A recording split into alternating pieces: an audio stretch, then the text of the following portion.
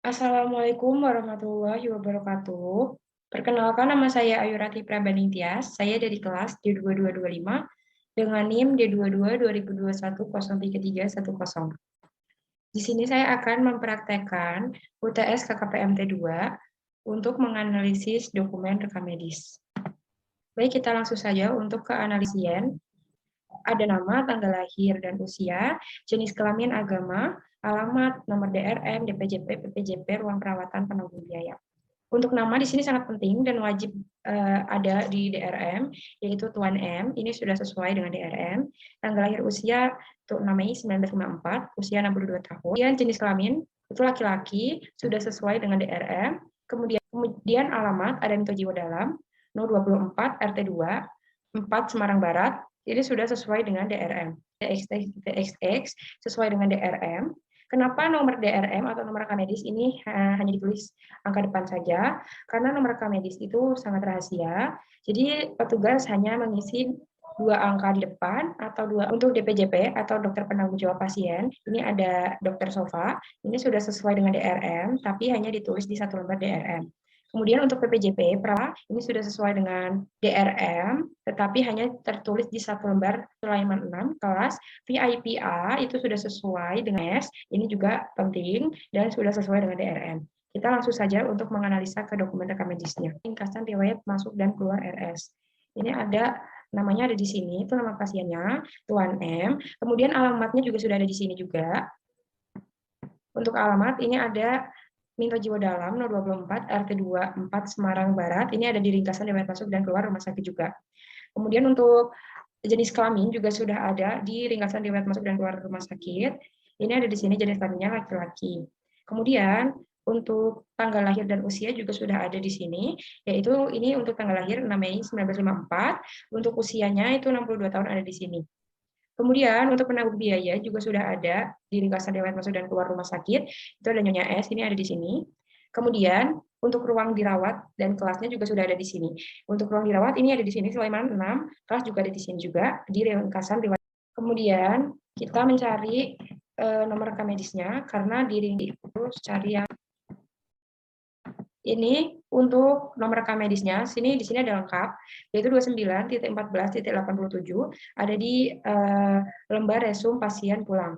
Kemudian kita mencari, karena tadi tertulis untuk DPJP, kita harus mencari. Ini untuk dokter penanggung jawab pasien, itu ada di lembar catatan perkembangan pasien terintegrasi. Ini ada di sini, dokter Sofa, di sini juga ada dokter Sofa. Kemudian kita mencari PP penanggung jawab pasien. Karena untuk yang lain. Jadi kita PP dan DPJP-nya. Ini untuk PPJP atau petugas yang bertanggung jawab atau perawat penanggung jawab pasien. Ini ada di lembar rencana pelayanan pasien interdisiplin. Ini ada di sini untuk perawatnya yaitu Cika. Karena data administrasi pasien langsung LBP, ini sudah sesuai dengan DRM. Wah, ini sudah sesuai dengan yang disampaikan oleh pasien dan sesuai juga dengan DRM. Kemudian ada riwayat penyakit dahulu, itu ada HT plus dan DM plus, ini sudah sesuai dengan DRM. Untuk riwayat penyakit keluarga itu tidak ada dan tidak tertulis di DRM. Untuk alergi juga tidak ada. Kemudian pemeriksaan fisik atau tanda vital, itu ada dan sebagainya. Ini sesuai dokumen rekam medis. Respirasi rate ditulis juga pada DRM. Kemudian ada pemeriksaan fisik atau head to toe atau sesuai apa yang dikeluhkan atau sesuai dengan tulisan dokter. Ada kondisi umum, ada GCS, APGAR, skor, itu ada E4, M6, V5. Untuk kepala ada leher. Ekstremitas atas, ekstremitas bawah, itu nggak ada. Untuk toraks, pulmo, dan cor, itu sudah tertulis semua. Ini sesuai dengan DRM, tetapi tidak lengkap, karena seharusnya kondisi umum, ekstremitas atas, ekstremitas bawah, dan genitalia ada dan tertulis pada DRM. Tetapi ini tidak. Dan ada diagnosa utama yaitu DR tipe 2. Ini sudah sesuai dengan diagnosis dan sesuai DRM. Untuk diagnosa sekunder itu ada spondylosis lumboid, itu sesuai dan sesuai DRM, juga sesuai diagnosis. Kemudian pemeriksaan penunjangnya ada lab dan ID, itu juga sesuai dengan catatan medis pasien. Kemudian Ada tindakan pengobatan medis, itu ada fisioterapi dan terapi ultracet 2x1, itu sudah sesuai dengan catatan medis dan riwayat pasien. Untuk tindakan fisioterapi itu untuk penyakit LBP.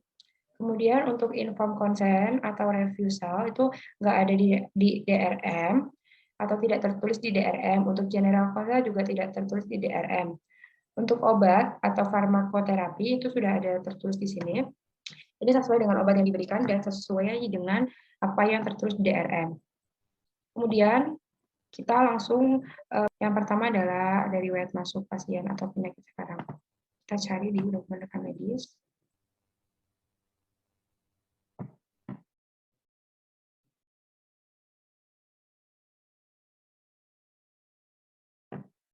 Nah, kita cari yang riwayat masuk atau penyakit sekarang. Tapi sebelum kita mencari yang riwayat masuk, ini sudah ada diagnosa utamanya tadi, DM tipe 2. Ini juga sesuai dengan dokumen rekam medis. Ini ada di lembar ringkasan riwayat masuk dan keluar pasien. Kemudian ada diagnosa sekunder, ini juga terletak di sini. Ini ada di riwayat masuk dan ringkasan keluar LBP. Nah, ini untuk riwayat penyakit saat ini itu ada LBP. Di sini letaknya. Ini ada di lembar nih. Nah, ini ada di lembar asesmen awal pasien gawat darurat. Untuk keluhan utamanya juga ada di sini, nyeri pinggang atau punggung bawah. Kemudian untuk riwayat penyakit dahulu itu juga ada di sini di lembar asesmen awal pasien gawat darurat. Kemudian untuk penyakit dahulu juga ada ya, di sini sudah di sini HT+ dan DM+. Kemudian kita cari lagi yaitu pemeriksaan fisik dan ini yang pemeriksaan fisik tanda vital, tekanan darah dan sebagainya. Lalu dengan pemeriksaan fisik head to toe. Apa yang ditulis daftar. Nah, ini untuk pemeriksaan fisik yang tanda vital, ini ada di sini. TD-nya 120/80 mmHg, suhunya 30 derajat Celcius.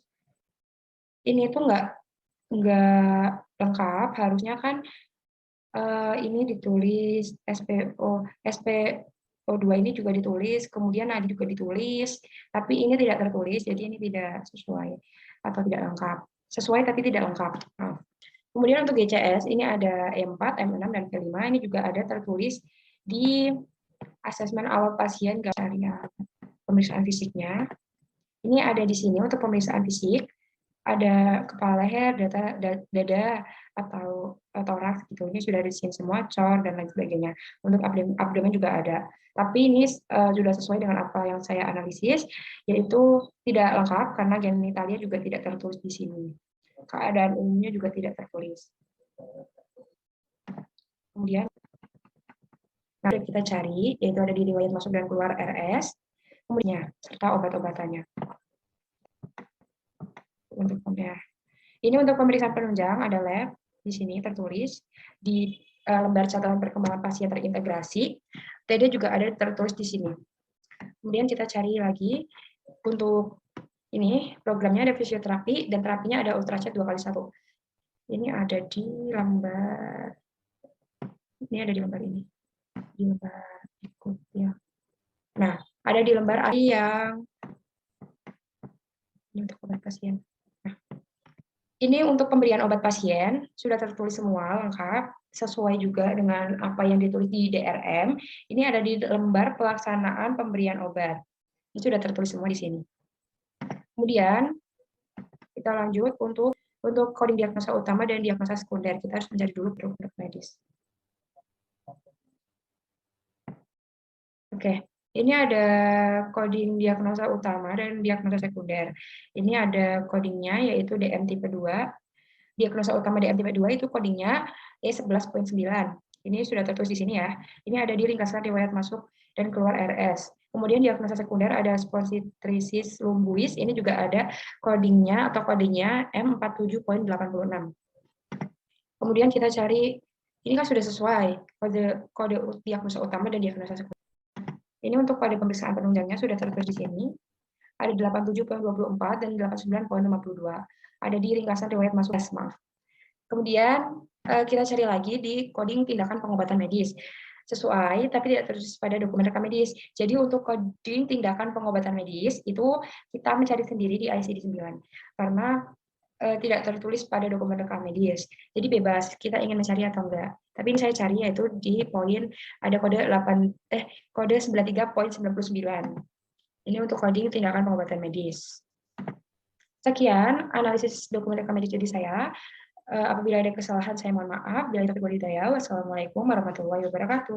Terima kasih.